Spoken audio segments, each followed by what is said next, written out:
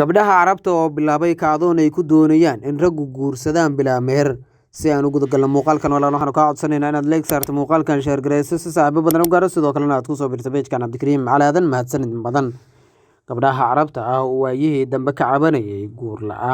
guurka qaaliga ah iyo rag la'aan ay dareemayaan ayaa waxaa muddooyinkii la soo dhaafay ay wadeen olole ama kacaan ay ku doonayaan in raggu ay guursadaan gabdhaha Carabta bilaa meher, isla markaana waalidiinta iyo dowladduba ay isla qaataan in gabdhaha ragga doonaya aan lagu xujeynin meher. Ololahan oo ay ugu magac dareen guurso bilaa meher oo ay si xooggan u wadaan gabdhaha single-ka ah iyo kuwa garoobada ah ee wadamada Carabta, waxa uu si xooggan haatan uga socdaa wadamada Carabta sida Lubnaan, Masar iyo wadamo kale, iyagoo gabdhuhu codsanaya kacaankoodana ku doonaya in ragga aan lagu xujeynin dhaqaale meher. Waxa ayna doonayaan gabdhuhu in aan wax meher ah ama lacag iyo dahab ahba aan ragga lagu xujeynin, iyagoo markaasi ka cararaya haweenku in ay ku duqoobaan gabarnimada iyo nin la'aanta, iyo sidoo kale in gabadha loo guursan waayo sababo la xiriira dhaqaale iyo meher dhaqaalaba.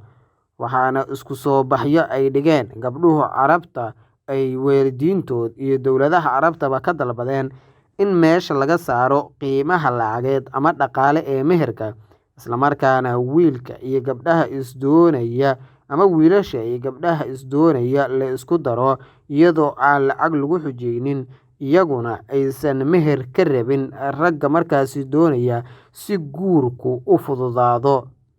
Waxa ayna sheegeen isla markaana waalidiintooda iyo dowladaha Carbeedba ay ka dalbadeen in gabdhaha markaasi la guursan waayey amaba sababo dhaqaale loo guursan waayey ragga Carbeed lagu daro.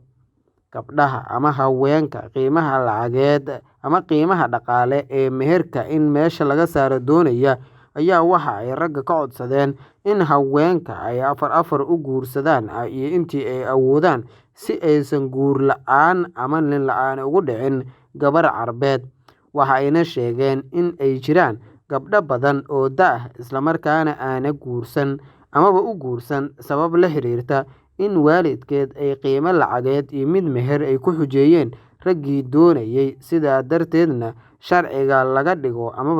dhigo in qiimo lacageed ama dhaqaale meher uusan jirin, mid badan oo reerkeedu qaadanayana meesha laga saaro si ragga ay ugu fududaato in haween badan ay guursadaan, culayska haystana laga yareeyo amaba meesha laga saaro. Qaar ka mid ah haweenka ololaha wada ayaa sheegeen in ninkii doonaya in uu guursado ay diyaar u yihiin in ay guursadaan iyadoo aan lagu xujeynin wax dhaqaale ah amase lacag markaasi iyo wax la xiriiraba meher. Waxaana arrintan oo baraha bulshada muddooyinkii dambe qabsatay ay ragga Carabtu aad u soo dhaweeyeen, iyagoo markaasi haweenka ku bogaadiyey hawshaas ay wadaan, isla markaana ballan qaadeen in ay gabdho badan oo Carbeed guursan doonaan.